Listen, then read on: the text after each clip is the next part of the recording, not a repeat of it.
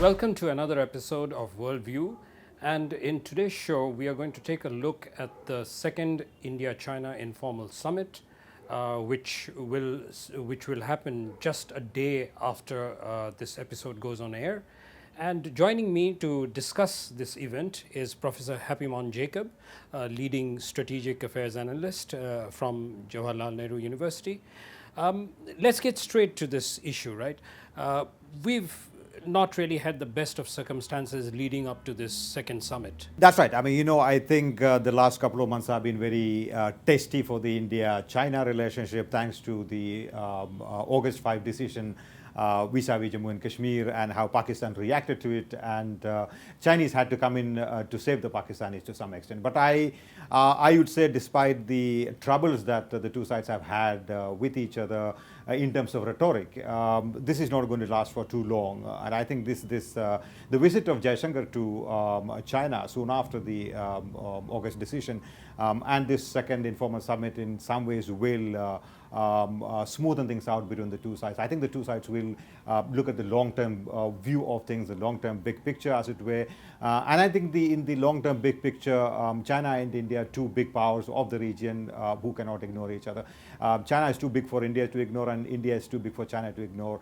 So I think there are long-term strategic interests, and they're invested in those interests, and hence the irritants that we are looking at this point of time, what their spokesperson says or what Imran Khan says in Beijing, and what India responds to. I think they will have to be taken with a pinch of salt and should be seen as tactical responses to a certain decision that was taken in August. But I mean, it's pretty clear that, despite everything that you just mentioned, Pakistan is going to try and do its best to try and keep Kashmir on the table. But do you think that the two sides are actually even going to discuss Kashmir? I don't think so. I think the Chinese are forced to engage in a certain rhetoric because it has a certain strategic partnership with the Pakistanis, and they will do so in debating forums and in public declarations, etc., etc. But I think the Chinese have far more stakes in India to sort of damage. The Chinese interests are far bigger, and therefore they are not going to really take the Kashmir issue far too seriously, even if the Pakistanis try their best to bring the Chinese to discuss these things. So I think in the informal summit that we are going to see between the Chinese leader and the Indian leader, Kashmir is not going to be a big deal. In any case, I think I'm told that there are assurances that this is probably not going to be a big deal when the two leaders meet in Tamil Nadu. The first informal summit at Wuhan, that was followed by some sort of a rapprochement between the two sides. We clearly saw that they were working more closely together. But then, the elections came in, preparations for the second summit kind of got delayed, and then we had what happened in Kashmir. But it would appear that, the situation around the world, especially the unilateral kind of actions being taken by the US, actually create quite good grounds for India and China to cooperate. Absolutely. In fact, I think given the fact that the Americans are withdrawing or going to withdraw from the region, if not now, at some point of time in future, this is for the two major powers of the region, for China and India, to ensure that there is stability in the region. In fact, in the decision by the two countries to cooperate in Afghanistan, to do joint projects in Afghanistan, is an indication of perhaps the things to come in future.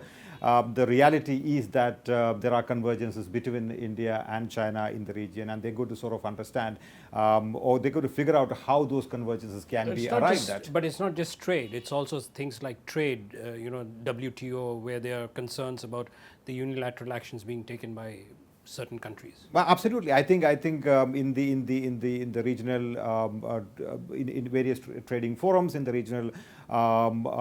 I mean, just look at it this way.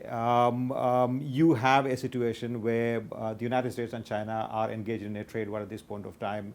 The Chinese cannot afford to have a country on its west, which is antagonistic to it at this point of time.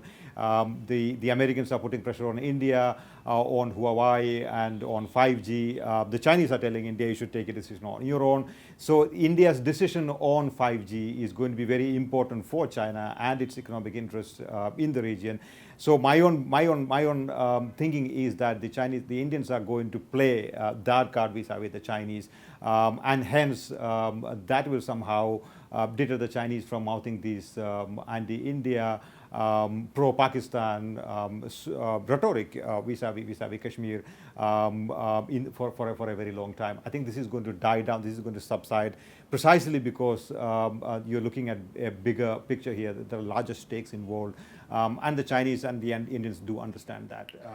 But there are already indications that we are getting that, this summit is not going to be so much about signing of documents. This is not going to be about joint statements, but it's an opportunity for the two leaders to look at, as you said, the bigger picture, to give kind of a broader shape to the roadmap that they will follow in the years to come. What do you think are the things that are going to figure in this roadmap? I think this is going to be about telling the other side or telling each other that's, hey, let's take it easy. There are a lot of things that are happening. Our spokespersons are talking about things. There are things happening in the UN Security Council. The Kashmir situation is unfolding in a manner.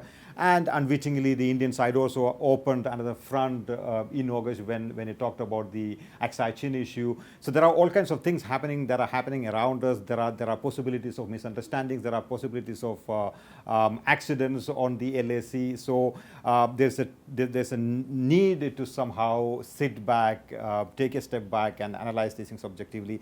The two sides, I think, will, and because it is called informal summit, the two leaders will try and assuage each other of any misunderstandings.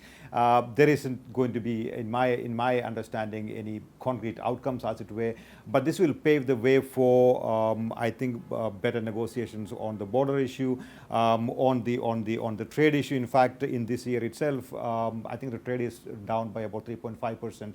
How to sort of enhance that, the issue of trade deficit, and of course the 5G issue, all of that. I think it's going to be about getting a sense of what the other side is thinking about some of these issues, and then going back to each other's capitals and telling the bureaucracies, telling the departments how to go about things in the days to come.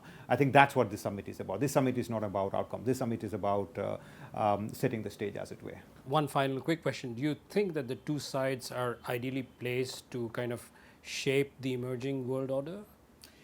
Well, that's a tricky question. China certainly is poised to be the next superpower, as it were. It has the intent, it has the capability to shape the world in a manner that it desires to. On whether or not China accepts India as a world-shaping power, world order-shaping power, I don't know if the Chinese would like to see India that way, but clearly the Indian government would like to see itself as a system-shaping power. I think there is the need for India to tell the Chinese that it is in the interest of both China and India that they share certain responsibilities both regionally and globally, to make sure that there is a certain systemic stability in the world order. But I'm not sure how far China is going to appreciate the Indian desire to do so. Thank you so much for your time, Happy, and it was a pleasure. I'm sure we'll have you back on the show again. Thank you. Wonderful talking to you.